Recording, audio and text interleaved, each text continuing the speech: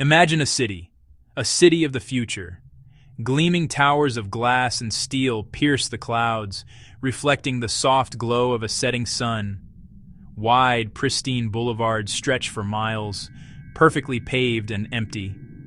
Parks with manicured lawns and sculpted trees, swings waiting for children who will never play. Streetlights flicker on as dusk settles, long, lonely shadows across deserted plazas. A city built for millions. School building exterior, hospital exterior, theater marquee at dusk, residential towers, empty windows. Everything a modern metropolis could need except one thing: the people. The silence here is profound. Not the quiet of a peaceful suburb, not the hush of a library. A heavy, unnatural silence, broken by the whisper of wind through glass and steel. The sound of a dream that died, a promise broken. Over $500 billion poured into this vision, enough to reshape nations, enough to solve global crises, enough to launch missions to distant planets. Instead, a monument to ambition, a sprawling ghost town of echoes and dust. The contrast is heart-wrenching: immense investment, almost no human presence, a symphony of silence, a colossal failure. Designed as a beacon of progress, a showcase of human ingenuity and planning. Architects poring over blueprints, mapping every road, every power line, every park bench. They planned a vibrant, bustling community, envisioned streets filled with traffic, sidewalks crowded with pedestrians, homes brimming with life. But the cranes fell silent. Final touches done, the future never arrived. The lights were turned on, nobody home. To realize this, a bold location was chosen. Not an extension of an existing city, but built from scratch, far from population centers. A vast, empty expanse, a blank canvas. Satellite images show arid plains, cleared terrain, stark and lonely. The isolation was a feature, not a bug. Total control over the design, every element conforming to one vision. An act of supreme confidence. The political and economic narrative was powerful. Leaders promised an economic engine attracting international investment, creating thousands of jobs, a beacon of modernity and progress on the world stage. Zoning maps were drawn with geometric precision: residential towers, commercial districts, industrial parks, green spaces. The master plan was a complex tapestry of interconnected zones. Engineers designed a vast underground network of subway lines. Intricate diagrams showed the pathways of water mains, sewer systems, fiber optic cables. The power grid was planned to be state-of-the-art. Traffic systems were simulated on powerful computers. Nothing was left to chance. The planners imagined the daily lives of the city's future inhabitants in minute detail. They calculated the number of schools needed, the number of hospital beds, and the amount of retail space. It was a city where the distance from one's apartment to the nearest park, school, or subway station was optimized for maximum convenience. On paper, it was a perfectly balanced ecosystem. The blueprint was a work of art, a rationalist's dream of urban order. The problem was that these blueprints were missing a crucial layer of information. They could not map the complex web of human relationships, the spontaneous growth of culture, or the unpredictable nature of economic opportunity.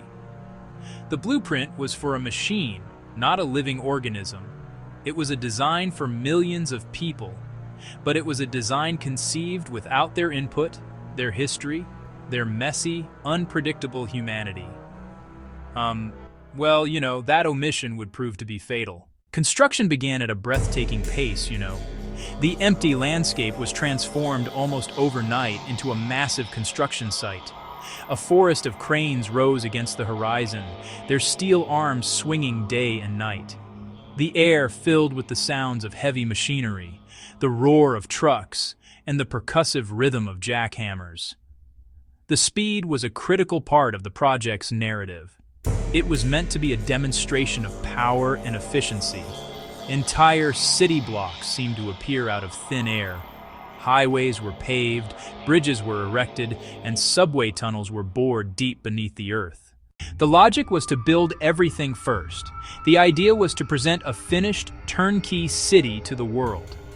The lights in the office towers, apartment buildings, and street lamps were turned on long before the first residents were expected to arrive.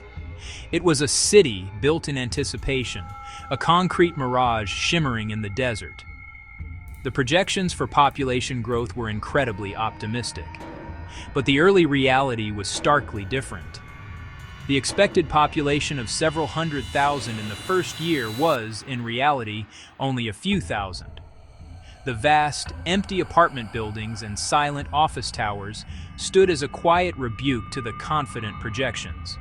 The city was built, the money was spent, but the dream of a vibrant metropolis remained just that, a dream. The 500,000 price tag is more than just a number.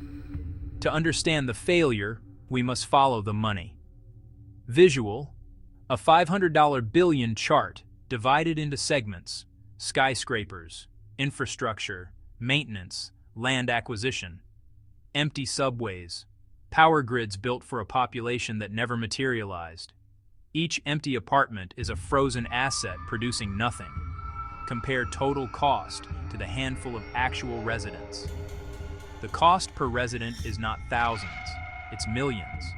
The most fundamental reason was the scarcity of jobs. Without the anchor of major employers, there was simply no compelling economic reason for professionals, workers, or their families to move. Even for the few jobs that did appear, the high cost of housing created an insurmountable barrier. The people needed to make the city function could not afford to live in it. The city's isolation proved to be a fatal flaw. This physical separation led to a profound social isolation. It was a beautiful, high-tech prison of loneliness. Without a critical mass of people, essential daily services failed to materialize. No people meant no services, and no services meant no people. Life in the city was not convenient. It was a constant struggle. The first and most significant failure was putting houses before jobs. By prioritizing residential construction over economic development, the city was built backwards. It was all body and no engine. The second great flaw was the choice of location. Cities thrive on connection. By choosing to become an island, the city condemned itself to solitude. The third flaw was allowing speculation to become the primary driver. The city was marketed as a financial instrument, not a home. Profit over people hollowed out the city's soul before it could form one. This is the city today. It exists in a perpetual state of twilight. From a distance, it might look like any other thriving metropolis. But as you draw closer, the illusion shatters. A skeleton crew of maintenance workers keeps the dream from decaying completely. Tourists, drawn by the morbid curiosity of seeing a $500 billion ghost city, sometimes appear. And then there are the few scattered residents. Their lights are the lonely pinpricks of warmth in the cold, dark facades. They are islands of existence, separated by a vast sea of vacant rooms and silent corridors. Where humanity has failed to take root, nature is beginning its slow, patient return.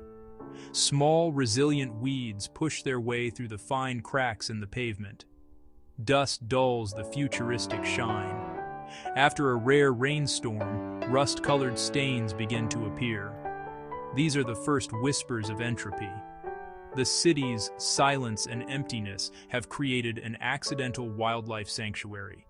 It shows that if a place is not filled with human life, another kind of life will inevitably move in. How could this have been avoided? The answer lies in reversing the entire philosophy. A city should grow from the inside out. The first step should have been to create jobs. Then build the communities around them. Start with small, livable districts. Planners must compare their technical maps with the human maps of daily life, trust, and belonging. The greatest lesson etched into the concrete of this empty city is a simple one.